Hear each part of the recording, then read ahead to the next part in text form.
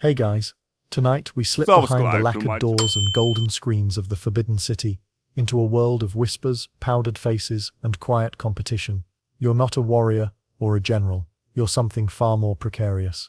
A newly appointed concubine in the imperial court of ancient China. You've just arrived, eyes wide, perfume clinging to your silk sleeves. The air smells faintly of jasmine and bureaucracy. Every glance matters now. You're a drop in a sea of silk. Just one among hundreds of women, hoping to be noticed by a man who may never speak your name, and you're expected to look delighted about it. You probably won't survive this, not socially, anyway. But you're here, wrapped in embroidered robes, head spinning from the journey, and the thousand unspoken rules you're now expected to follow like second nature. So before you get comfortable, take a moment to like the video and subscribe, but only if you genuinely enjoy what I do here. Also, I'd love to know where you're listening from, and what time it is. Drop your city and your current hour in the comments below. Now, dim the lights, maybe turn on a fan for that soft background hum, and let's ease into tonight's journey together. Your arrival at the palace isn't grand, not exactly. It's ceremonial, in that eerie, over-organized way. The gates are too tall, the silence is too loud, and the eunuchs guiding you forward somehow manage to be both expressionless and deeply judgmental. Your feet barely make a sound on the polished stone as you're led through hallways that seem designed to confuse you on purpose. The architecture is precise, gold, crimson, dragon motifs, but emotionally. It's giving try not to cry in public. You're taken to your assigned chamber, which is technically luxurious, lacquered furniture, a silk canopy bed, intricate folding screens, but it all feels borrowed, like a hotel suite you're not allowed to leave. Except this one comes with surveillance, competition, and an emperor you've never met. There are already whispers from the handmaidens. They note your accent. They're clocking your eyebrows. One leans in and says softly, "The last girl to wear red on arrival was sent home by moonrise." You nod, pretending you weren't told to wear red on purpose by a distant aunt who hasn't seen court in 20 years. Historians still argue whether new concubines were chosen for beauty alone, or if political strategy played a bigger role. Most likely, both. You're attractive, yes, but more importantly, your family paid, begged, or schemed to place you here. It's part marriage market, part hostage situation. Your name won't be used much anymore. You're now Lady Plum, or Fourth Orchid. It sounds elegant, but it's mainly for record keeping. There's something deeply funny about being renamed after a fruit and being expected to smile about it. You're issued a daily schedule, written in brush script, so delicate, it's practically unreadable. Morning routines, etiquette lessons, calligraphy practice, embroidery rotations, and a lot of unstructured waiting time, which is code for please sit very still and don't do anything that could embarrass your entire lineage. Before you're left alone, a senior attendant hands you a small jade pendant. To ward off jealousy, she says, not quite convincingly. You thank her with a deep, practiced bow. Later, you'll wonder if she meant your jealousy or someone else's. As the doors close behind her, the room suddenly feels colder. You're not crying, but you're definitely blinking a little too fast. Outside, a bamboo wind chime tinkles gently in the courtyard. The sound is supposed to soothe you. It mostly just reminds you that you can't leave. You curl up on the kang bed, hands neatly folded, and try to sleep. The silk sheets are impossibly smooth. The ceiling is painted with phoenixes you'll spend many nights staring at. Somewhere, deep in the palace, a flute begins to play. It's not for you, but it's beautiful, and you tell yourself that's enough, for now. Word count, 1028. You wake not to sunlight, but to the soft creak of a sliding screen, and the faint rustle of slippers on polished wood. It's barely dawn. A handmaiden, maybe the same one who warned you about red, is already in your chamber, holding a tray with warm water and a bowl of something that looks suspiciously medicinal. Welcome to your new alarm clock. There are no roosters here, only routine. She bows wordlessly and gestures toward a lacquered stool beside the vanity. You shuffle over, still wrapped in sleep, and begin what will soon become second nature, the morning wake-up ritual of a concubine in the Forbidden City. It starts with your face, gently wiped with rose water, followed by a touch of powdered pearl. This isn't just skincare, it's a declaration of status. A dewy glow equals discipline. A blemish, possibly treason. The palace operates on seasonal time, not clock time. Servants adjust your routine based on the emperor's schedule, the astrological calendar, and frankly the mood of the head eunuch that day. You learn to adapt. You're guided to the window for a moment of healthful light exposure. The sky is still lavender, but the air carries a chilled breath of autumn. Below, a few other women are already walking gracefully through the courtyard, not aimlessly, never aimlessly. Strolling here is performance. You stroll with narrative.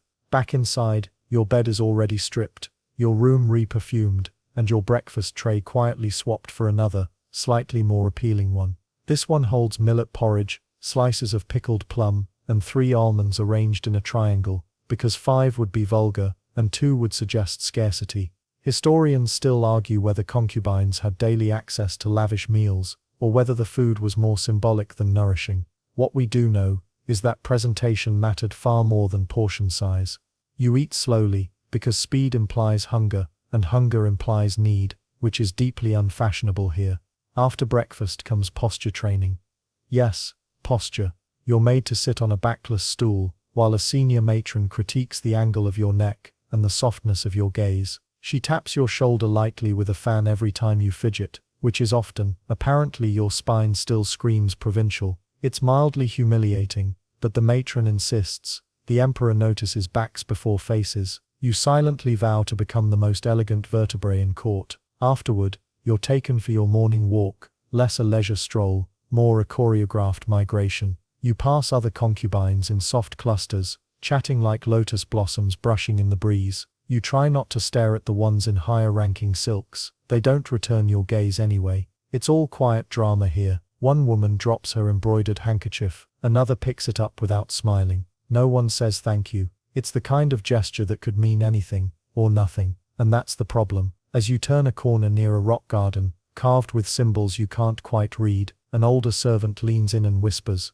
"Step only on the dark stones, it's lucky." She vanishes before you can ask why. You step on the dark stones. This morning, like every morning, is designed to remind you that you're important, but replaceable. It's a slow, beautiful choreography of hierarchy, tradition, and low-key paranoia, and yet, there's something strangely soothing in it all. The predictability, the gentle brush of silk sleeves, the quiet respect everyone pretends to show. It feels like existing inside a teacup, fragile, ornate, and utterly removed from the outside world. By late morning, you return to your chamber, where 2 handmaidens are waiting with your next outfit. Yes, another one, because nothing says imperial power structure like a wardrobe change before lunch. You sit again at the mirror. This time you notice something new in your reflection, a little more polish, a little less awe. You're still a concubine, but now you're a practiced one. There is no such thing as just getting dressed in the Forbidden City. Here, attire is both art and political strategy. What you wear doesn't just reflect your mood, it reflects your rank, your alliances, and whether or not someone in the imperial kitchen accidentally likes you today. By mid-morning you're seated once more at the dressing table, the low hum of gossip floating around you like incense smoke. 2 handmaidens, one new, one always frowning, circle you with the grave attention of battlefield surgeons. Today, it's peach blossom pink. Not your choice, of course. Colors are rotated according to season, palace rules, and the deeply mysterious monthly chart that determines which concubines are eligible to be seen by the emperor. You're not on the chart today, which means this outfit is decorative, not strategic. The robes come in layers. First a soft muslin inner gown, then a pale silk wrap embroidered with delicate butterflies. Over that, a stiffer robe with tiny golden frogs and pine trees stitched into the hem, symbolizing longevity, and some say, the patience to wait until your rival gains 5 pounds. Your hair is a full production. It's coiled, lacquered, and adorned with pins so heavy your scalp subtly threatens mutiny. The pins aren't just pretty. Some contain scented beads, meant to waft floral notes into the emperor's path. Others, according to whispered rumor, are hollow, hiding emergency perfume, or possibly poison. You ask the frowning handmaiden what she thinks of the final look. She blinks and says, "It is appropriate." This is either a devastating insult or the highest possible compliment. You decide not to ask. Historians still argue about the exact role of stylists within the inner court. Were they loyal confidantes? Spies? Both. The truth, as usual in palace life, is somewhere in between. The woman brushing your hair today might be bribed tomorrow to deliver a secret letter or simply listen at your door. There's also the matter of scent. You're lightly powdered with crushed orchid and dried orange peel, sweet, but not too memorable. Standing out can be dangerous, unless you've already won. You ask if you can wear the hair comb your aunt gave you, white jade with a tiny phoenix carved into the handle. The senior attendant looks at it, tilts her head, and says, "Not today, someone else wore phoenixes yesterday." You nod. Of course, how silly of you. As you're dressed, you hear footsteps in the hall. 2 concubines pass by your open screen, trailing laughter like perfume. One's wearing imperial yellow. She must have been summoned last night. Her eyes flick toward you for half a second. You smile faintly. She doesn't return it. That, too, is part of dressing. You're told you'll be seen at the noon garden tea. Not chosen, just seen. Which means your outfit must be precisely lovely enough to suggest elegance, but not so lovely it implies ambition. It's a game of visual chess, where everyone pretends not to know the rules. You're reminded to keep your sleeves slightly forward when you bow, so the embroidery on your cuffs catches the sunlight. Every movement is design. Even blinking too quickly can be interpreted as nervousness, or worse, desperation. And while no one speaks it aloud, there's another unspoken concern that hovers over your morning like a low mist. The emperor may never notice you.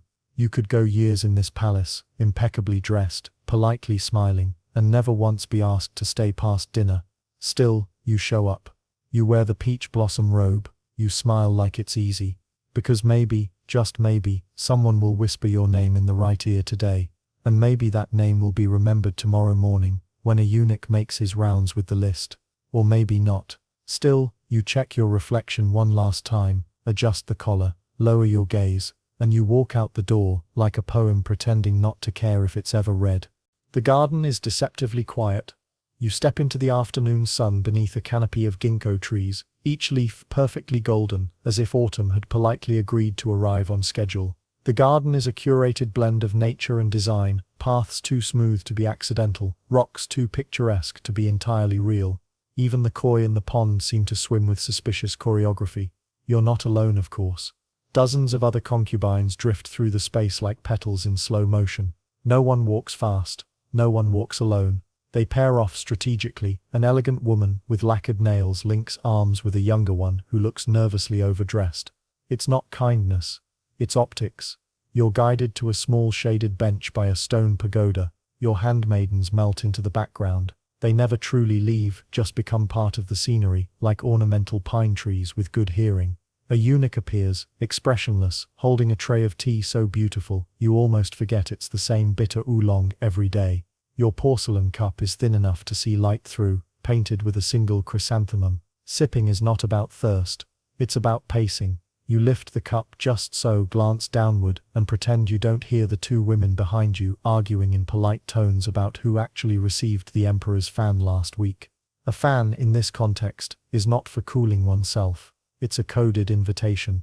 Historians still debate the meanings of such court gifts. Some argue that fans, combs, and embroidered handkerchiefs were romantic tokens. Others believe they were more administrative, like gilded post-it notes that said, "See me later, room 3. You sip. You smile. You do not participate. But you're watching. A woman in pale blue approaches and compliments your hairpins. Her tone is smooth, too smooth. You nod, thank her, and reply that her embroidery is exquisite. Which it isn't, and she knows it. But compliments in the palace aren't about honesty. They're opening moves.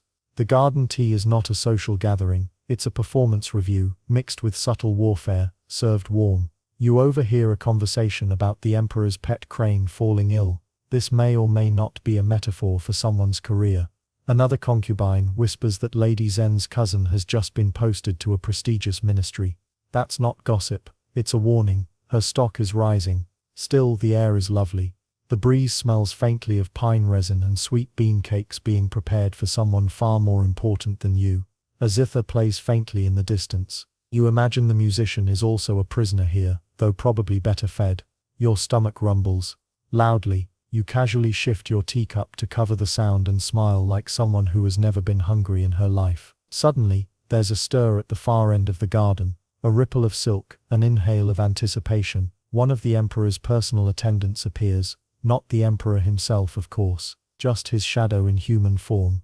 He carries a scroll. Everyone watches out of the corner of their eyes, pretending not to notice they're watching. Your heart does a little pirouette, but the attendant walks past you, delivers the scroll to Lady Annan, the one with the embroidered cranes and the mildly terrifying eyebrows. She nods gracefully, the scroll vanishes into her sleeve like a magician's trick. Conversation resumes. You lower your eyes. You were not chosen today. Still, you made no mistakes.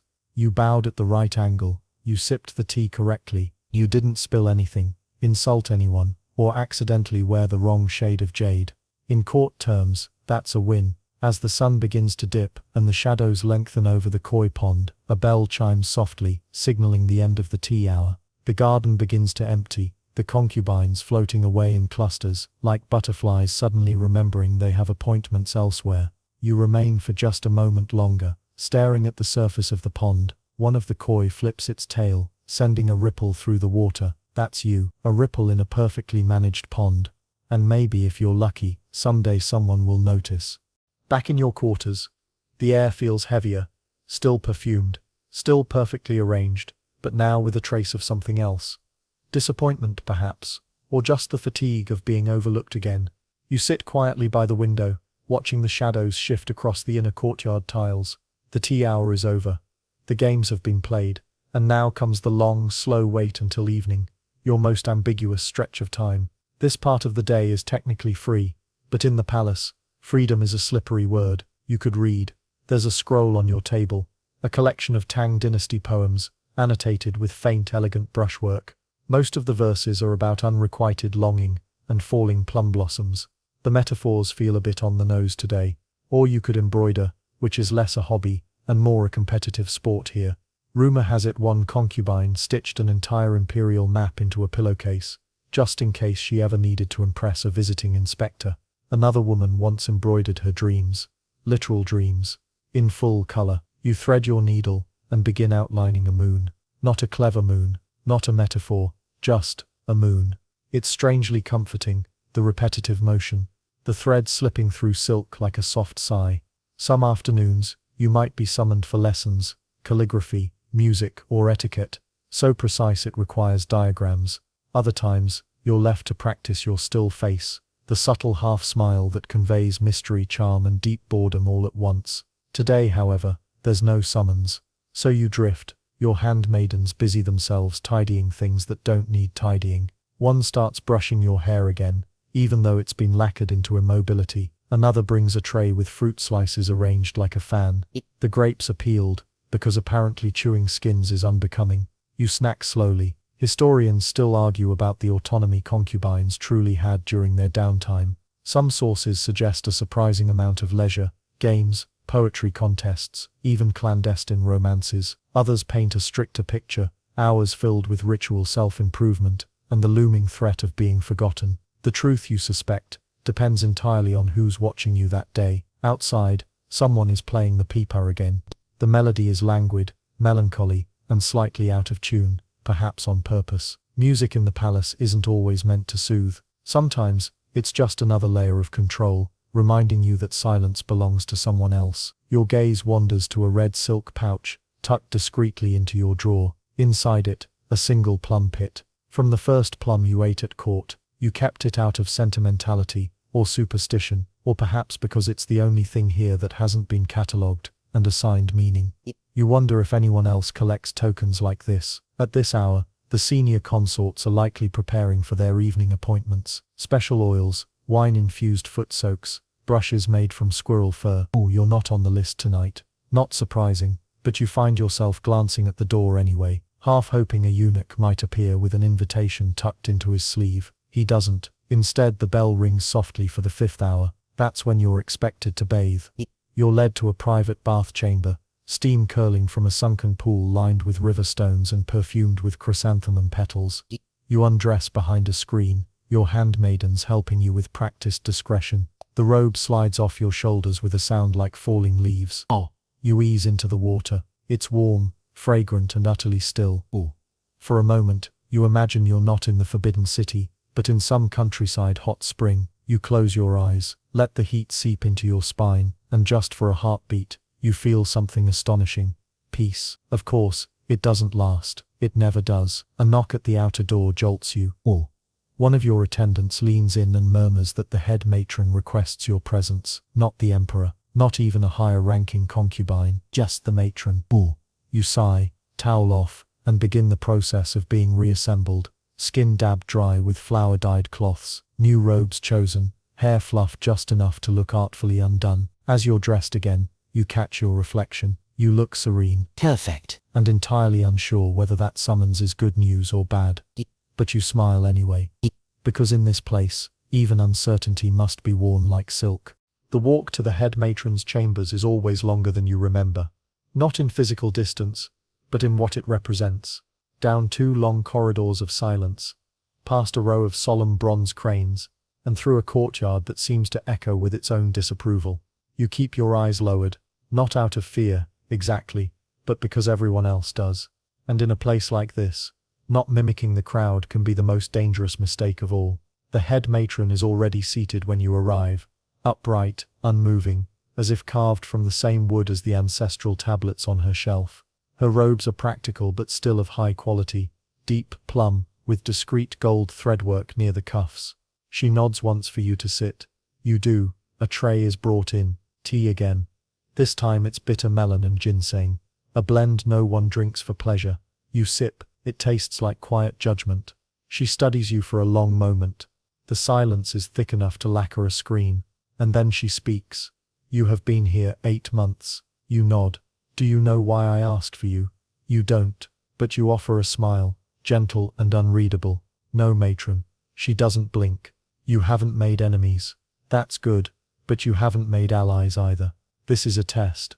Every sentence in this room is a chess piece. You're not sure if you're the pawn or the board. I'm here to serve the emperor and the palace, you say calmly. She nods again, but it's not approval. It's acknowledgement. Like noting a bird's feather fell into her tea. You've been noticed, she says. Not summoned, not favored, but observed. A flicker of interest dances behind her eyes. Or maybe amusement. Hard to tell with matrons. They've trained their faces to be puzzles without solutions. Historians still debate the true power held by palace matrons. Were they impartial managers, behind-the-scenes kingmakers, or merely extensions of the empress's will? Theories range from glorified babysitter to silent puppet master. You begin to suspect it's some blend of all three. She gestures to a servant, who silently places a small lacquered box on the table between you. Inside is a hairpin, jade, carved in the shape of a bamboo shoot, simple, elegant, but undeniably expensive. Wear this at the Lantern Festival, she says. You blink. The Lantern Festival is still 3 weeks away. Invitations haven't even been announced. Your name may not even be on the list. And yet, she's telling you to prepare an outfit. You may find, she adds, that this is a season for growth. It's a pun. Bamboo, growth. Even the palace's warnings come with wordplay. You bow your head. Thank you, matron. Don't thank me, she replies, rising to her feet. Just don't waste it. And then she dismisses you with a glance so casual, it feels like a gust of wind blowing your existence off the table. Back in your chambers, your attendants swarm around you, their eyes wide. What did she say? One whispers. You hold up the hairpin. That's all they need to see. The entire room shifts. Suddenly, you are not the invisible girl with the forgettable embroidery. You are someone who has been given a piece of the future. You place the hairpin gently on your vanity. Then, for the first time in weeks, you allow yourself to breathe all the way in. Still, you can't help but wonder, was the matron helping you, or using you? It doesn't matter. The game has changed, and now you're a player. The palace wakes slowly the next morning, but you do not. You're already seated by the window before sunrise, a cup of warm water in your hand, the jade hairpin lying quietly on the lacquer tray beside you like a loaded weapon no one else can see. Outside, the sky is a hazy swirl of apricot and ink, imperial dawn. You've spent the night thinking, not panicking, not planning, just thinking, the way one does when realizing they've stepped onto a stage they weren't entirely sure they wanted. Your routine doesn't change, at least, not officially. You're still brushed, powdered, and swaddled like a silk-wrapped dumpling. But now there's a difference in the way the handmaidens look at you. Less pity, more calculation. You've moved categories, and that's dangerous, because now you're interesting. You eat breakfast with quiet ceremony, congee, preserved plums, lotus seeds floating in sugar syrup. Every bite is a tiny pause. Around you, others are watching. Not openly, of course. Just, with slightly longer glances. One woman compliments your robe. Another, your posture. A third says nothing at all, and smiles too wide. Today, your goal is simple: appear entirely unthreatening. The palace, you've come to realize, doesn't reward ambition. It rewards suggestion. You must rise without seeming to move. And so, when you're invited to the calligraphy hall that morning, you accept with humble delight. The room is filled with the soft sounds of ink sticks grinding against stone, the whisper of brushes across paper. Sunlight filters through silk curtains, casting the floor in sleepy gold. You sit beside Lady Shu, a woman known for her calligraphy and her tendency to accidentally spill ink on rivals' scrolls. You place your brush precisely and begin copying a Confucian classic, your strokes neat but not too perfect. Your lines are gentle, she says, eyeing your characters. You smile, like bamboo in early wind. She laughs politely. You've given her nothing to sharpen. Historians still argue whether women in the inner palace genuinely pursued scholarship or simply learned enough to appear refined. Some texts speak of concubines composing poems that circulated across the empire. Others suggest ghostwriters, clever eunuchs, or paid tutors did most of the heavy lifting. You suspect the truth, as usual, lies in the middle. Knowledge here is both weapon and window dressing, but you enjoy the practice. Calligraphy calms you. The rhythm, the flow, the illusion of control. Halfway through the session, a eunuch enters quietly, not for you. He delivers a note to Lady Ning, one of the emperor's lesser-known favorites. Her face twitches briefly as she reads it, then folds the paper and continues writing as though her fingers aren't trembling. You file it away. Every detail matters now. After the session, you return to your quarters to find a small gift waiting, a sachet of fragrant herbs, wrapped in silk. No note, no sender. Your handmaiden sniffs it and nods. It's lotus root, angelica, and ginseng, I think. You know what that means. Someone's watching your health. In palace code, it's either a blessing or a warning. You thank the messenger and tuck the sachet into your sleeve. Pretend it doesn't rattle you. By midday, the rumors begin. Not about you, not directly. That would be too obvious. But someone casually mentions that Lady May's embroidery pattern was inspired by yours. Another whispers that you were seen leaving the matron's chambers. A third simply sighs and says, I suppose the emperor's taste is changing again. This is how the palace speaks, through not speaking. By dinner, 3 concubines have invited you to tea. You accept none of them. Not yet. Too eager, and you'll look desperate. Too cold, and you'll make enemies. Instead you stay in your quarters, embroidering the moon. You add a few clouds, a single crane. You make it slow, make it quiet, make it safe, even as your heart pounds. Because now you understand the rhythm. 1 step forward, 2 glances sideways. No sudden movements. And above all, always smile, like nothing is happening, even when everything is. Later that night, the lanterns outside your quarters flicker with just a bit more confidence than usual. Someone has trimmed the wicks. Someone else added a second coat of oil to keep them glowing longer. You didn't ask for this, but someone is already adjusting to the idea that you matter now. Inside, the air smells faintly of sandalwood and something floral you can't quite place. Your handmaidens are quieter than usual too. There's a reverence in their movements, like they're handling a rare scroll, one smudged fingerprint away from ruin. You lie back on your couch, limbs carefully arranged, and pretend to read, a tale of fox spirits and lost jade rings. But your mind is elsewhere, specifically on who sent that sachet. It's the kind of gesture that feels like both a handshake and a warning shot. The court thrives on ambiguity. Was it from a rival, a secret admirer, the matron again? Or just maybe, a eunuch who's been told to test your reactions? You hold it under your nose and inhale again.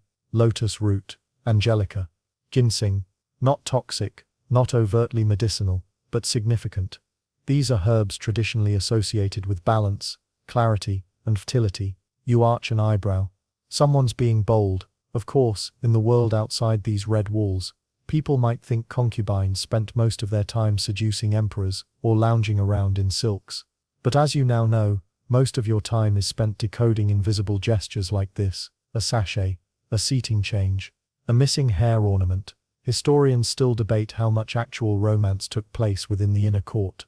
Some say it was theatre, rituals, scheduled visits, careful performances. Others suggest a more chaotic truth. Secret flings, jealousies disguised as poetry, entire love triangles hidden behind screen panels. You suspect it depends on the emperor, and yours. You've seen him precisely 3 times, from precisely the same distance. He once smiled in your direction, but it could have been aimed at the koi behind you. So you don't think romance is your current obstacle. Power, however, is, and someone's decided you might be stepping toward it. Your thoughts are interrupted by a soft knock, not from the outer hall, but from the servants' passage. One of your attendants enters, looking oddly nervous. "A note arrived for you," she whispers, as if the walls might listen. You sit up. She produces a folded square of parchment. No seal, just your name, elegantly written. You unfold it. The new moon rises on silk wings. If you would be seen, wear blue. That's it. No signature. No clue. You read it twice. Then again, it's not a poem. Exactly. But it's written like one. And that last line, "if you would be seen," that's not advice. It's strategy. You could ignore it, or you could risk taking the hint. But first you examine the paper itself, slightly thicker than standard court stock, scented faintly with orange blossom. That narrows it down. Maybe 10 people in the palace use this blend, and yet none of that answers the real question. Who wants you to be seen? Is it support? A trap, or just another test? You sigh. It's never just a note in this place. It's always a breadcrumb. Later, in bed, you lie awake, listening to the clack of sandals and sweep of brooms echoing through the marble halls. Even the night has its rhythms here. Eunuchs making rounds, guards switching shifts, night couriers delivering secrets in silence. You're not afraid, exactly, but you are alert. This isn't just another night in the harem. It's the beginning of something. Maybe your rise, maybe your downfall. You run a finger along the jade hairpin on your bedside tray. Its cool surface steadies you, and in the dark, you whisper a single sentence to yourself, half lullaby, half warning. The palace is made of silk and shadows. You'll need to learn to move like both. The Lantern Festival arrives with quiet fanfare, a contradiction only possible within palace walls. Out in the capital, the streets will be overflowing with laughter, vendors hawking candied hawthorns, children chasing firefly-shaped kites, and old men reciting riddles beneath swaying lights. But here, the excitement tiptoes. No one runs, no one shouts.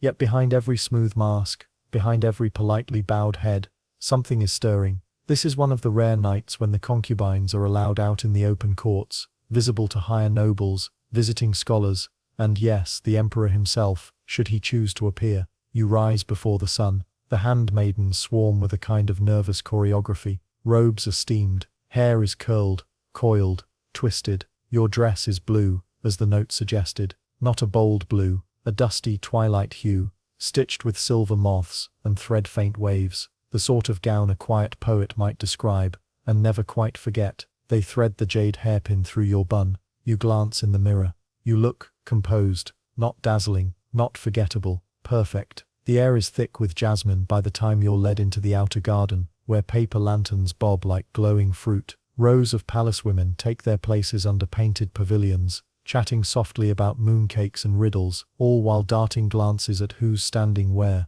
Your spot, it's better than expected. Closer to the Empress's pavilion than before, definitely a step up. You say nothing, but inside, you're mapping the shift. Lady Shu nods toward you as she passes. Lady May glances at your robe and frowns, then quickly smiles again. A subtle game of social chess begins. Eyebrows fans, compliments disguised as shade. Ah, someone murmurs. Blue suits the quiet ones best. You pretend not to hear. That's the move. Historians still debate the Lantern Festival's actual function in the imperial court. Was it just seasonal festivity, or a soft showcase, an audition for women hoping to be remembered, reassigned or removed? You suspect it's all three. Then a murmur shifts through the garden like wind through silk. He's here. The emperor arrives without drums, without trumpets, just a casual walk among hanging lanterns. He is dressed simply, though the embroidery on his collar is unmistakable. A dragon with 7 claws, reserved only for him.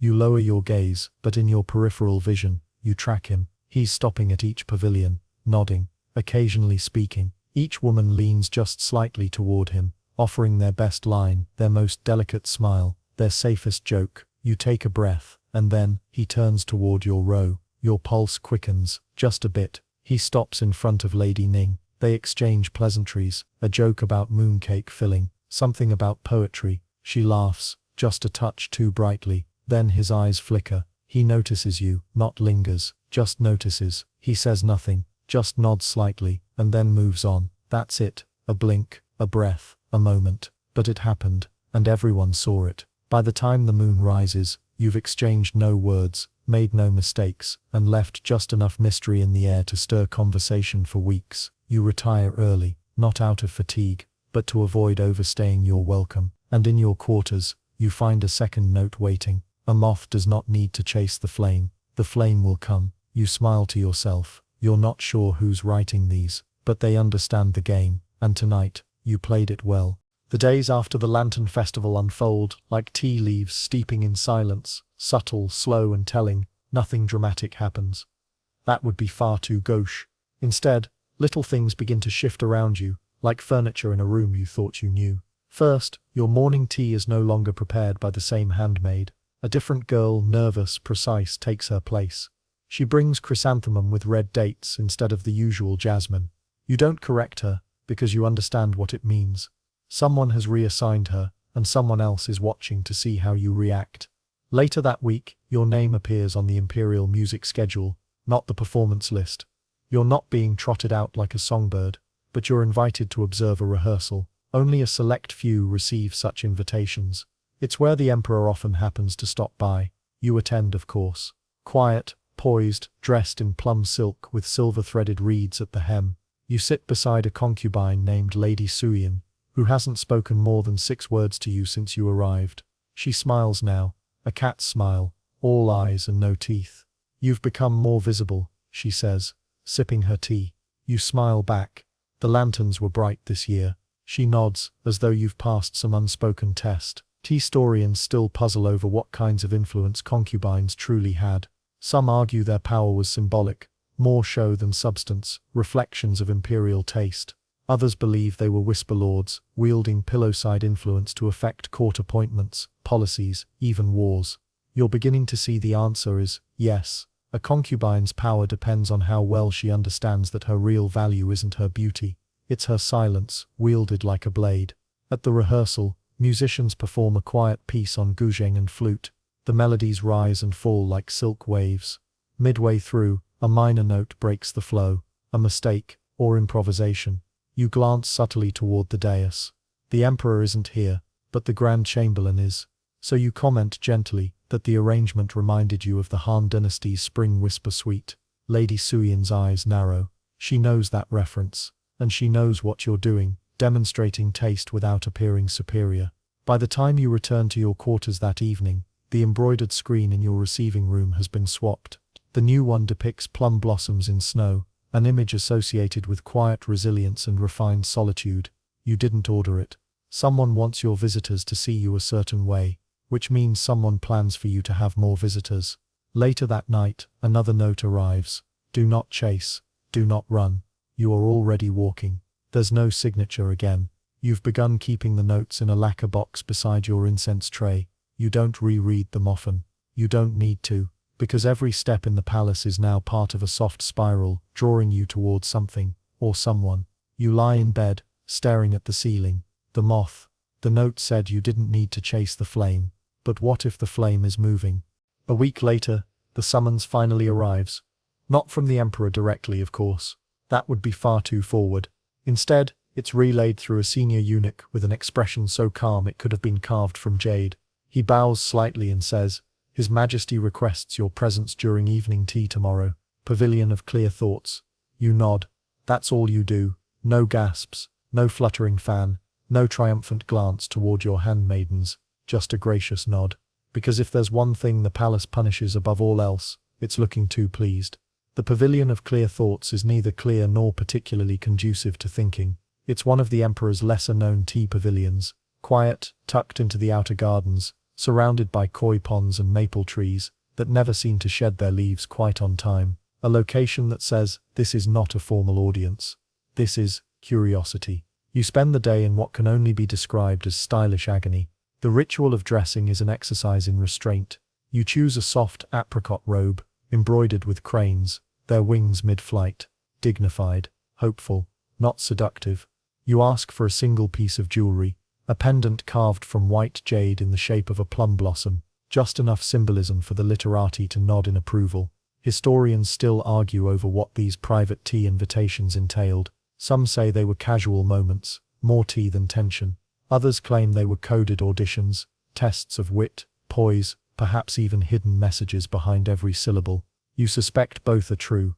When evening arrives, the sky is melting into soft streaks of purple and bronze. You're led to the pavilion in silence, through halls scented faintly with cassia and moss. The koi ripple as your feet pass the stepping stones.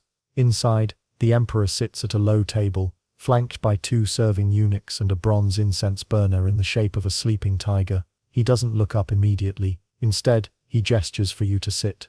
So you do, gracefully, quietly, exactly 2 cushions away, close enough for conversation, distant enough for decorum. The silence is long and intentional. He pours the tea himself. I've been told, he begins, that you quoted a Han Dynasty melody at the rehearsal. You nod. Only in passing, Your Majesty. He smiles. It was the right comparison. You breathe. Not because of flattery, but because now you know someone is watching, and someone is reporting. Likely Lady Suyin, who has her own long game, and probably sees aligning with you as a temporary asset. The Emperor sips his tea. Tell me, he says, what do you miss most from your life before the palace? The question catches you. Not because it's difficult, but because it's so rarely asked. Most concubines know better than to bring their past into the room. But you sense this is a test of tone, not content. You pause, then say, the scent of sesame oil on street food. It used to get in my hair. He laughs softly. That is a surprisingly honest answer.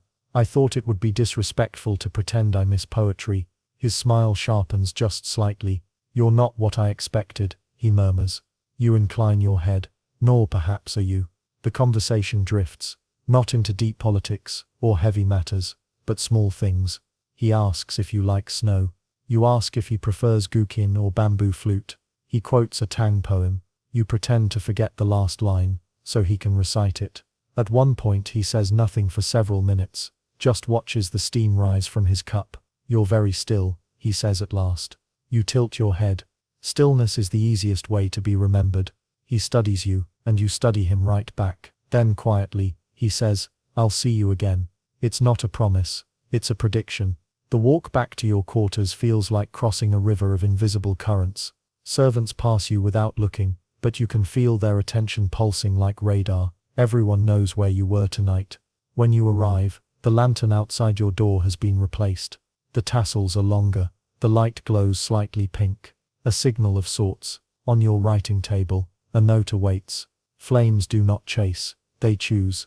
You sit, quiet, listening to the wind shift through the silk panels. You've been chosen, yes. But now comes the harder part. Staying chosen, because in the harem, being seen is only the beginning. The days that follow your tea with the Emperor are thick with velvet tension. Not loud, not even cold, just muffled. Like the world is watching you through layers of silk, waiting to see what your next move will be. Of course, you don't make a move. That would be unseemly. Instead, you do the most dangerous thing a woman in the palace can do. You wait. Waiting in this place isn't passive. It's an act of will, a performance of stillness. Because the moment you try to rise, others will try harder to make sure you fall. So, you keep your daily routine the same morning prayers, a quiet walk through the lotus ponds, embroidery circles with the other concubines, occasional poetry readings. You speak only when spoken to. You smile without showing teeth. You offer compliments so subtle, they feel like compliments only 2 hours later. And yet, everything changes. Your quarters are cleaned more thoroughly now. The maids offer better fruit, fresh lychees, soft, peeled persimmons in carved porcelain bowls. Someone leaves sandalwood incense instead of the usual cassia. The message is clear. You are being curated. You also begin receiving small scrolls. They appear folded into your reading pillows, or slipped under your calligraphy mat. Not from the Emperor. He's far too important for that. But clearly from someone in his inner circle, perhaps a senior eunuch, or an older concubine with ties to the empress's household. Each scroll contains a short verse or philosophical line, nothing overt, but all unmistakably for you. When the crane flies alone, the sky is hers. Even a plum blossom remembers frost. You begin writing responses, never signed, never too poetic, just clever enough. Sometimes, the best way to be seen in court is to be mysterious in plain sight. Historians still debate the role of literary exchange in the imperial harem. Were these women truly educated? Did they write, read, think, or were they merely vessels of beauty and grace? The surviving letters suggest many were scholars in silk, steeped in philosophy, history, and the art of restraint. You are beginning to feel like one of them. At the embroidery circle, Lady May sits closer than usual. She's not smiling today. Her eyes scan your face with that careful feline awareness only palace women truly master. "You've had a busy week," she says softly, threading a phoenix in gold silk. You nod. "The days are long, but the evenings pass quickly." She murmurs. "That tends to happen when one is remembered." She doesn't say the emperor's name. No one ever does. That would give the moment too much weight. "Fortunes rise," she adds, "but shadows grow longer too." It's not a threat. Not exactly. It's a reminder. Every woman here is a combination of grace, ambition, and tightly wound silence, and every one of them has watched another concubine rise too quickly and vanish just as fast. Later that evening, while walking through the covered garden paths, you spot something curious, a petal, a single magnolia blossom, set gently on your windowsill. It's not wind-blown. It was placed there, in the language of court symbolism. A magnolia represents both beauty and danger, softness with an edge. You don't move it. You just watch it rest there, a pale whisper on the dark wood. Your heart isn't pounding, but it is listening. The emperor hasn't summoned you again, not yet. And that's the hardest part. Because every day he doesn't call for you, someone else whispers that your moment is already fading. You could try to get his attention again, through dress, through rumor, through some staged accidental encounter in the garden. But that's not your way. That's how women fall. So you wait. And that night, your final tea is brought in a different cup, jade green porcelain with a lotus motif. You hold it a little longer than usual, because it's not just tea, it's a message. Someone still remembers. The second summons arrives without ceremony, which is how you know it matters more. No herald, no poetry scroll, no elaborate fanfare of bells or incense. Just a quiet eunuch in dove-grey robes who appears outside your quarters at dusk. His Majesty requests your presence at the Lotus Viewing Terrace, he says with the practiced neutrality of someone who has delivered 100 such requests and outlived half of them. The Lotus Terrace is even more obscure than the Pavilion of Clear Thoughts. It's not used for banquets or rituals or statecraft. It's a place of in-betweens, elevated above the summer pond, with carved stone benches warmed by sun and old age. You've never been summoned there before. This time you don't hesitate. You dress simply in ivory robe embroidered with falling leaves, no jewelry except a single comb shaped like a crescent moon. A statement, "I did not expect this, and yet I am ready." By the time you arrive, the sun has almost completely sunk behind the western wall. The sky is layered in pink and steel, and the lotus flowers below have begun to close, as if bowing to the quiet. The emperor is already there. He's not wearing imperial robes tonight, just a plain sapphire tunic and boots soft with wear. You almost don't recognize him at first, not because he looks different, but because for once he looks not watched. "I was curious," he says, without turning, "whether you'd wear the moon comb." You pause. "Then I suppose I was curious if you'd notice." He chuckles. "We are all watching each other in this place." The conversation begins where the last one left off, light, slow but threaded with deeper intent. He asks what you've been reading. You mention a Tang-era poem about unbloomed chrysanthemums. He says the poet died waiting for an audience with the court. "I hope your patience is better rewarded," he adds, without smiling. You both listen to the koi splash below. Somewhere, a night bird begins its shrill call, then stops, as if it too is listening. He turns to you. "I've been told that you make no enemies." You blink. "That's flattering, but surely not true." "No," he agrees. "But it's useful to hear who thinks you don't." You feel it then, the shift. This isn't flirtation. This is a conversation with stakes. The emperor isn't just sampling beauty tonight. He's measuring discretion. Historians often paint emperors as erratic lovers, ruled by whim, easily bored, and yet in the records we see patterns. Quiet women who reappeared again and again in the seasonal records, not always the most beautiful, not even always favored, but trusted, and trust, in the inner court, is rarer than gold. He sits beside you now, not too close, but enough that you can smell the faint scent of cedar oil on his sleeves. There are decisions I cannot afford to discuss with most, he says. You say nothing, you see much, but speak little. Still nothing. He leans back slightly. I've had 2 offers this week, he says, to poison one of my own advisors. That stops the coy. Or maybe that's just your mind going still. You turn your head, slowly. And what answer did you give? I told them, he says, I'd think about it. Your heartbeat doesn't spike. Not visibly. Instead you ask, and what answer will you give me? He smiles. A tired, almost boyish smile. Now that is why I summoned you. You realize, in that moment, the full weight of what's happening. This isn't a love story. Not yet. Maybe not ever. This is a test of loyalty cloaked in moonlight. You don't ask who the advisor is. You don't ask who offered the poison. You don't even blink. Instead you say, there are other poisons, Your Majesty. Some slower, some sweeter. He looks at you for a long time, and then says, I'm glad you came. As you rise to leave, he stops you. You still write? He asks, when no one's watching. Good, he says. Write something for me. You nod. And when you return to your quarters, you don't sleep. You sit by the low desk, light a single candle, and begin a poem with no title. The plum tree bends without breaking. Even in wind it waits. Morning arrives, but sleep never really does. You sit by the open lattice window, as dawn climbs over the outer walls, watching the first light pour itself across the pond like honey. Below, the koi stir. A maid passes with a basket of rice cakes, her footfalls barely disturbing the hush. You are still holding the brush. The inkstone has dried. In the palace, dawn can feel like relief or reckoning. Today, it is both, because now you are not just a concubine awaiting favor. You are something much more dangerous. Someone the emperor trusts with thoughts he cannot say aloud, and that means someone will want you gone.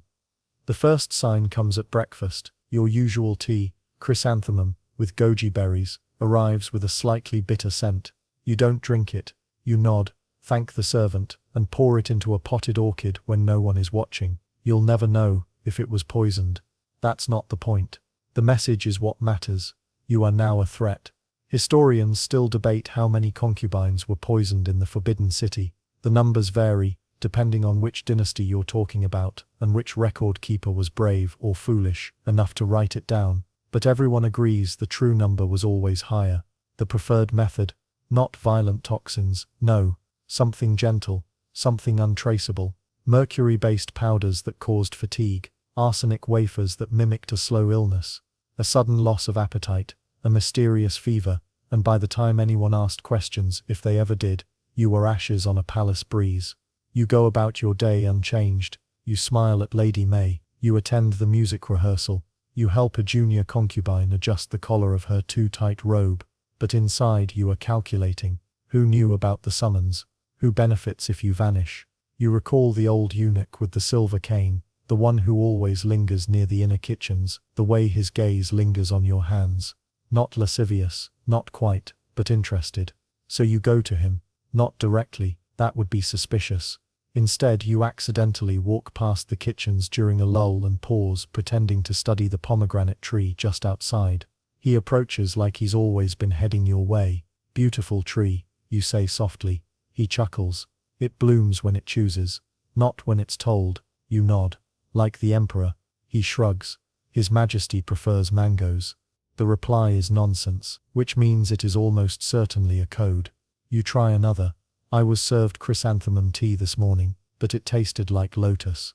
A long pause, then he says, best to stick with plum, harder to tamper with. Message received. You turn to go, but he adds, if you're going to play this game, you'll need a bigger shadow.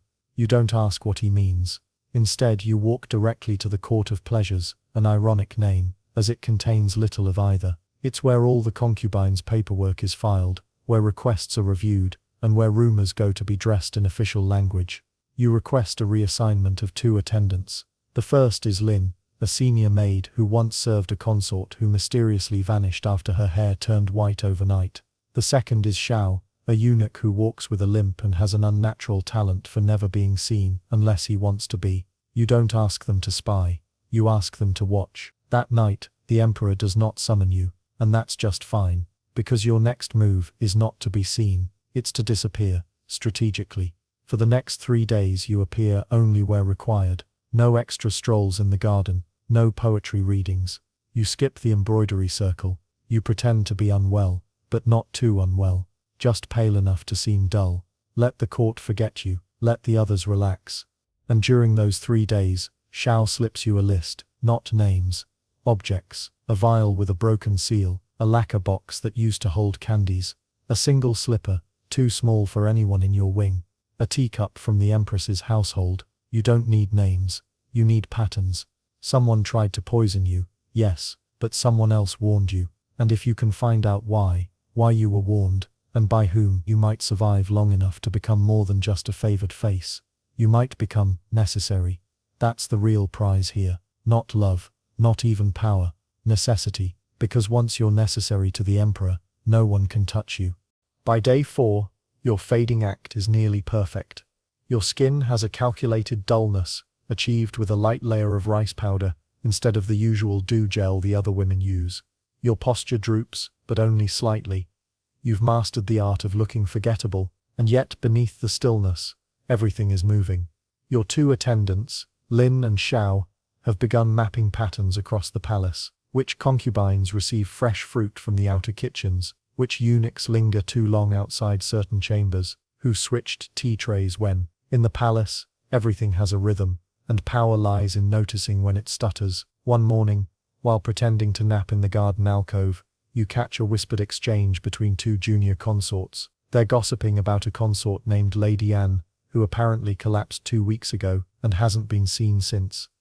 Too many plums, one giggles, or too many secrets, says the other, more quietly. The name prickles. Lady Anne was one of the Emperor's favorites last season. Quiet, clever, fond of writing riddles in her letters. She once gifted you a sachet of cedar and mint, a small kindness, forgotten until now. You ask Xiao to discreetly find out what became of her. He returns later that evening, eyes unreadable. She's been sent to the silent pavilion, he says. You blink. That's not exile, that's erasure. The silent pavilion is a section of the palace no one speaks of aloud, a place for concubines who've become politically dangerous, but cannot be publicly punished. They aren't executed, they simply vanish, moved to shadowy quarters at the edge of the compound, forbidden from court life, their names scrubbed from the official records. You feel the chill move up your arms like rising silk. That could have been you, still might be. Historians argue whether the silent pavilion was real or merely symbolic. Some call it a euphemism for early retirement. Others insist it was a prison gilded in silence, where once favored women lived out their days behind veils and locked screens. You don't need the scrolls to tell you. You know it exists. The Emperor hasn't summoned you in nearly a week, but you know he's watching. You see it in small changes, servants bowing a little deeper, the scent of sandalwood lingering in your robes, a red hairpin tucked in with your laundry, all signs that he hasn't forgotten, just as you haven't forgotten your unfinished poem. You add to it each night, brush whispering across parchment like wind across reeds. The plum bends, the snow listens, the lantern waits to be lit again, and one morning, it's gone, taken from your writing desk, though nothing else was touched. That same evening, a new servant arrives to help with your hair. She's barely 15, nervous fingers, smells of tangerine peels. She fumbles with your top knot, and you notice a small ink smudge behind her ear. You gently ask, "Do you write, little dove?" She freezes, then bows deeply, only when asked, "My lady." Interesting. Later that night, a folded scrap is slipped under your silk pillow. No seal, just 5 words. "He liked your last line." That's not flattery, that's invitation. You're not being summoned for amusement anymore. You're being cultivated. This is how it works, isn't it? First he notices, then he tests, then he decides whether you are useful or dangerous. And the most dangerous thing a concubine can be is unforgettable. So you plan your next move. Not a gift, not a dress, not a dramatic re-entry. No, you plan a story. a story about the plum tree behind the emperor's childhood quarters, about the way it bloomed after frost, about how certain things, when left alone, become more beautiful, because they are not expected to survive. You will tell him this story, not directly, but through your next poem, because that is how you speak now, not with your mouth, with your ink. And when the response comes, it will not be a visit, it will be a change, a shift in your shadow, an adjustment in your routine, something quiet, but unmistakable, because in this palace, no power move ever arrives loudly, it tiptoes, and it lingers. By day 4, your fading act is nearly perfect. Your skin has a calculated dullness, achieved with a light layer of rice powder, instead of the usual dew gel the other women use. Your posture droops, but only slightly. You've mastered the art of looking forgettable, and yet beneath the stillness, everything is moving. Your 2 attendants, Lin and Xiao, have begun mapping patterns across the palace. Which concubines receive fresh fruit from the outer kitchens, which eunuchs linger too long outside certain chambers, who switched tea trays when, in the palace, everything has a rhythm, and power lies in noticing when it stutters. One morning, while pretending to nap in the garden alcove, you catch a whispered exchange between 2 junior consorts. They're gossiping about a consort named Lady Anne, who apparently collapsed 2 weeks ago and hasn't been seen since.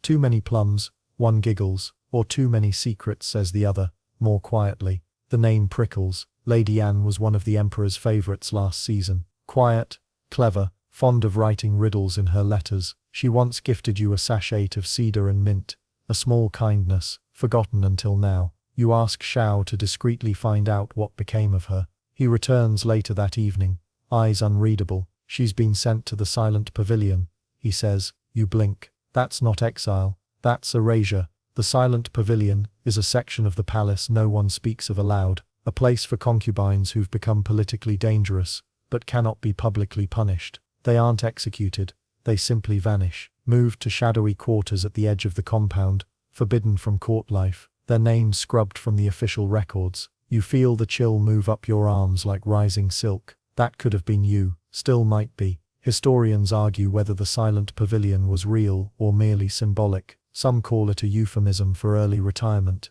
Others insist it was a prison gilded in silence, where once favored women lived out their days behind veils and locked screens. You don't need the scrolls to tell you. You know it exists. The Emperor hasn't summoned you in nearly a week, but you know he's watching. You see it in small changes, servants bowing a little deeper, the scent of sandalwood lingering in your robes, a red hairpin tucked in with your laundry, all signs that he hasn't forgotten. Just as you haven't forgotten your unfinished poem, you add to it each night, brush whispering across parchment like wind across reeds. The plum bends, the snow listens, the lantern waits to be lit again, and one morning, it's gone, taken from your writing desk, though nothing else was touched. That same evening, a new servant arrives to help with your hair. She's barely 15, nervous fingers, smells of tangerine peels. She fumbles with your top knot, and you notice a small ink smudge behind her ear. You gently ask, "Do you write, little dove?" She freezes, then bows deeply, only when asked, "My lady." Interesting. Later that night, a folded scrap is slipped under your silk pillow. No seal, just 5 words. "He liked your last line." That's not flattery, that's invitation. You're not being summoned for amusement anymore. You're being cultivated. This is how it works, isn't it? First he notices, then he tests, then he decides whether you are useful or dangerous. And the most dangerous thing a concubine can be is unforgettable. So you plan your next move, not a gift, not a dress, not a dramatic re-entry. No, you plan a story about the plum tree behind the Emperor's childhood quarters, about the way it bloomed after frost, about how certain things, when left alone, become more beautiful, because they are not expected to survive. You will tell him this story, not directly, but through your next poem, because that is how you speak now, not with your mouth, with your ink. And when the response comes, it will not be a visit, it will be a change, a shift in your shadow, an adjustment in your routine, something quiet, but unmistakable, because in this palace, no power move ever arrives loudly, it tiptoes, and it lingers. Your center pear. Just one, perfectly ripe, gold-skinned, set on a black lacquer tray, and delivered by the palace steward himself. He does not bow, he does not speak, but you do, because you know the code. In the Book of Rights, you murmur, peers symbolize separation. The steward pauses, a glint of humor in his eyes. Only if cut in half, he replies. This one is whole. And with that, he vanishes.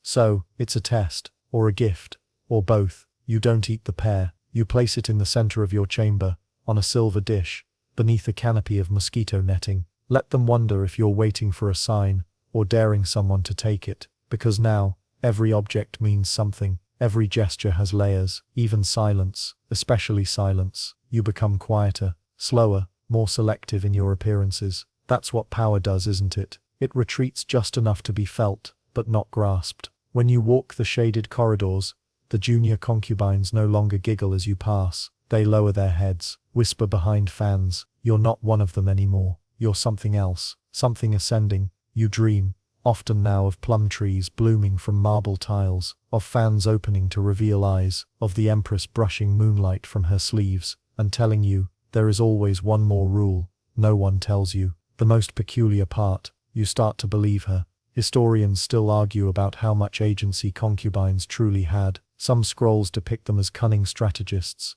others as gilded prisoners, but in your bones you feel it. Your choices matter, even when wrapped in silk and silence. One evening, a curious breeze nudges your chamber doors ajar. On the threshold, a book, no title, just pages. Inside, poems, your poems, not in your hand, copied, annotated. Someone has been collecting your words, responding in the margins. You flip through, breath catching. This line breathes too hard. This stanza hides its teeth. Yes, more like this. The ink is dark, firm, controlled. It's him, the emperor. He's not just reading, he's editing. And somehow, that's more intimate than touch. You clutch the book to your chest, heart hammering. It's not fear, it's not quite hope either. It's recognition. You are not just a body in a robe anymore. You are a voice, a mind, a favorite. Maybe not publicly, not yet, but behind closed doors, in those ink-dark margins, you are becoming indispensable. Still, you don't speak of it. Not to Lin, not to Xiao, not even to your reflection. You understand the rules now. Favorites rise fastest when they say least. 1 week later, another banquet. This one quieter, no music, just 8 women, hand-picked, seated in a crescent around the emperor's pavilion. You're one of them. You speak only when addressed. You smile only once, but that smile lingers longer than any poem. Afterward, as the others retreat, a small bell rings in the northern wing. Your cue. You walk slowly, every step placed, not for the emperor, he knows you can move, but for the walls, the windows, the other ears. Your hair is unpinned, your hands bare. The door opens. He is not seated on the throne. He is not wearing the dragon robe. He is barefoot, reading, a teacup balanced on one knee. You bow low, but his voice stops you before your forehead touches silk. No need, he says, gently. You're not here for ceremony. And just like that, you're in the next phase, the unspoken one, the real courtship. It has nothing to do with roses or ribbons. It's ink, it's silence. It's the way he finishes your line before you do. You sit across from him, legs tucked beneath you, back straight despite the ache. You speak of plum blossoms. He answers with a tang verse. You mention Lady Anne. He says softly, she was too clever too quickly. You both sip your tea, and then, he offers you a brush, not a kiss, a brush. Write something, he says, but lie to me, just a little. So you do. You write of a bird in a cage, that flies when no one's watching. He reads it, smiles. Beautiful lie, he says, but his eyes say I believe you. And when he dismisses you with a nod, no servant follows you back. You return to your quarters alone, but not empty. You have the pear, you have the book, you have the brush he handed you, and you have the terrifying electric understanding that you are not merely surviving anymore. You are becoming. Autumn sharpens the air. The ginkgo trees outside your window begin their slow golden burn, each leaf turning like a small coin dropped from heaven. Palace maids sweep them twice daily, but they always return, stubborn, poetic, unbothered by order. You envy them a little. Your days now feel suspended between 2 clocks, the official one that chimes across the courtyards, and the quieter one that ticks behind silk screens, in glances, letters, and small, unspoken power shifts. Because now, you are a contender, not crowned, but watched. And that is its own kind of throne. The other concubines adapt accordingly. Lady May, becomes sweet as candied lotus root, offering compliments with a softness you've never heard in her voice. She lends you a hairpin onyx with a plum blossom tip, and says, "I wore it once. It brought luck. Maybe it will again." Lady Zay, subtler by nature, doesn't approach at all, but you begin to notice that you're never seated too far from her at gatherings, and your poetry is quoted, gently, offhandedly, at dinners she happens to host. Even the servants shift, they bow a little deeper, step aside more quickly. You are no longer one of the girls, you're a possible, a maybe empress, a woman whose child, if it ever comes, could shift dynasties. And so, it begins. The subtle courting of the emperor's shadow. Historians still argue whether any of the emperor's favorite consorts truly influenced policy. Some say concubines were nothing more than whispering ornaments. Others believe they shaped trade routes, brokered marriages, even saved, or ended, lives behind folding screens. You're starting to see how both are true. One afternoon, you are summoned, not to the main court, but to the quiet hall. It's not a location, it's a message. Only those who've been heard are asked to enter it. Inside, a single table, a scribe, 2 eunuchs, and the empress. She doesn't sit behind her usual veil of rank and aloofness. Today, she's robed plainly, her hair pulled into a knot that suggests mourning, though no one has died, not officially. She gestures for you to kneel beside her.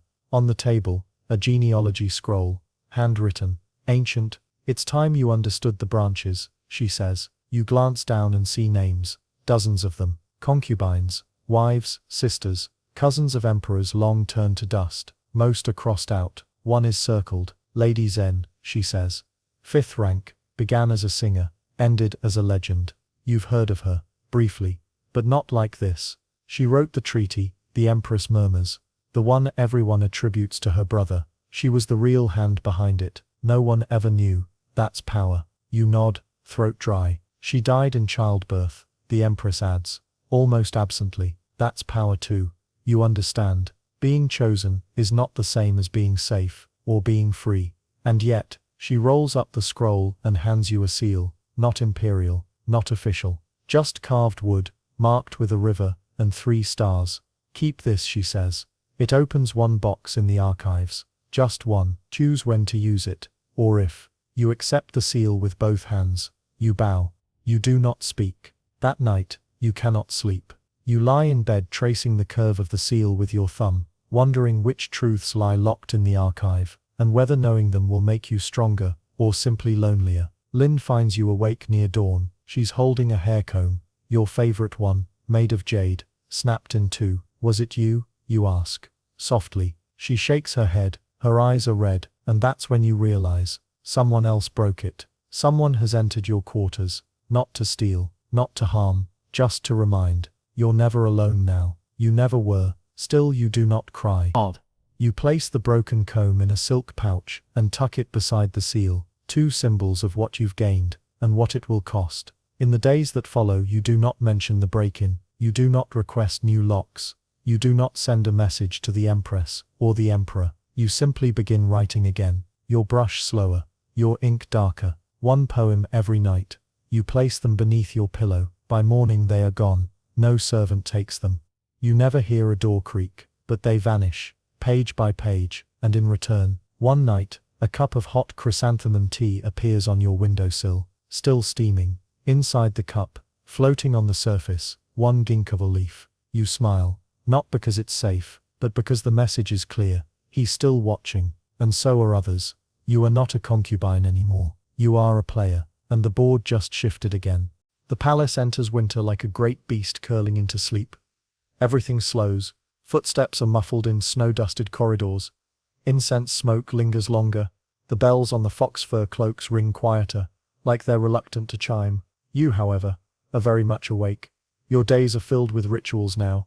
Not the usual tea ceremonies or embroidery circles, but subtler ones. The rhythm of surveillance. The quiet diplomacy of glances. The delicate choreography of your own face when someone says something that might be a test. You meet with the empress once a week, never longer than 15 minutes. Each time she asks you a different question. What's the one virtue no emperor can live without? What color makes a man more generous? What fruit did the last dynasty ban? You answer carefully, not correctly, just carefully. Because she isn't looking for truth. She's testing your style. Style, after all, is what gets remembered. And in the harem, to be remembered is to survive. Some historians say that winter was the season when power shifted most often among the concubines. With travel impossible and court affairs slowed, the emperor had more time to notice, and to grow bored, which is exactly what you're counting on. You do not seek attention now, you remove it. You walk less, speak less, you decline 2 dinners and a poetry reading. By the third they notice. Is she ill? Perhaps she's pregnant. Maybe she offended someone. Let the rumors churn. Let the void fill with stories. It's all part of the design. One evening, you finally return to the emperor's chamber. Not summoned, just sent for casually, like you're already part of the household. He is reading again, scroll open, a dish of pickled kumquats untouched beside him. Sit, he says, without looking up. You do. He offers you a scroll. It's yours. One of your earlier poems, copied in his hand, with one single character circled in red. You wrote stillness, he says. Why not quiet? You raise an eyebrow. Quiet can be broken. His mouth twitches, a not smile. Good. He returns the scroll to the table, and gestures to the brazier. Stoke the fire. I want to see what you do with smoke. So you do. You add 1 chip of sandalwood. Nothing more. He watches the smoke rise, twist, dissolve, and then he says it. I want you to advise me. You freeze. There are only 2 answers to that. Yes, or what do you mean? You choose the latter. Safer. He nods, satisfied. About poems. About people. About mood. The things no minister dares tell me. You bow your head, heart racing. This is not romance anymore. This is influence. Not public, not carved into stone, but real, and terrifying. The next week you receive a silk-bound ledger, thin, unmarked, inside names, just names, dozens of them, officials, servants, merchants, monks, some circled, some crossed out, some underlined in blue ink. At the bottom of the last page, tell me which one lies. No signature, but you know who it's from. So you spend the next 7 nights decoding court gossip like riddles, each name a whisper, a shadow, a potential fire. You begin cross-referencing rumors with silences. That one who always bows too deeply. He's probably covering for guilt. The merchant who brings rare tea leaves every spring. Where's he getting them, when borders are closed? By night 8, you return the ledger with just 1 name underlined. No explanation. A single name. That's the test. And the reply. A string of red paper lanterns hung outside your door. 10 of them. A message visible to the entire court. You've passed. You're not just favored. You're trusted. It doesn't come with jewels or titles. It comes with risk. Lin looks at the lanterns, then at you. You know this means you'll have enemies. You nod. You already had them. She smiles. Soft. Sad. I'll bring more tea. You are grateful. Not just for the tea. For Lin. For her loyalty. Her silence. Her habit of keeping your slippers warmed by the brazier. But you're also scared. Because in this place, love is liability. Kindness is a crack in the armor. And no one survives with cracks. The archives wait. That 1 box. Unopened. The seal still in your pouch. You wonder how long you'll keep it. How long you'll want to. Because knowledge is no longer an escape. It's a weapon. And you're slowly becoming dangerous. Snow falls so silently now. It almost feels like memory. You sit by the window, brush in hand, writing nothing. Just dipping the tip into ink, letting it soak, lifting it again. Lin is asleep beside the brazier. Even she has learned to rest in shifts. You're both shadows of your former selves. Quieter, smarter, harder around the edges. You think back to the girl who arrived here, blinking at the golden doors, heart hammering with hope and terror. She's gone, and in her place, a woman who can read a pause in conversation like a weather omen. Who knows which tea to serve when a minister is being investigated? Who has learned the names of every servant in the West Wing? Not because she cares, but because names are leverage. Tonight, something is different.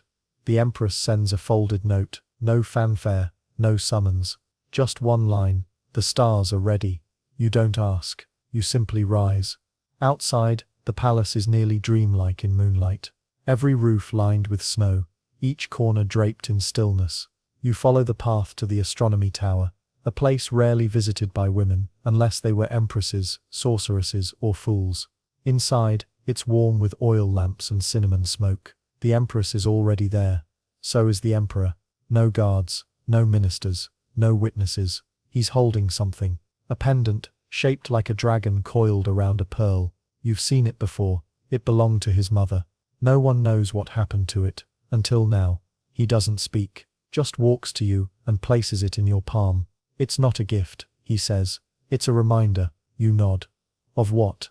That power isn't always won. Sometimes, it's survived. Behind him, the Empress watches you both. There is no jealousy in her face. Only caution, approval, resignation. You realize now, she picked you, maybe not from the start, but eventually, she saw what the others didn't. That you don't just play the game, you remember it, and that's what will make you last. Historians still argue whether the favored concubine of the late emperor ever wielded true authority.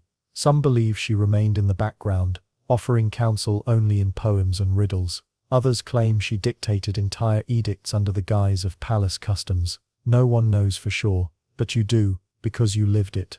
You weren't a wife, weren't a servant, you weren't free, but you weren't caged either.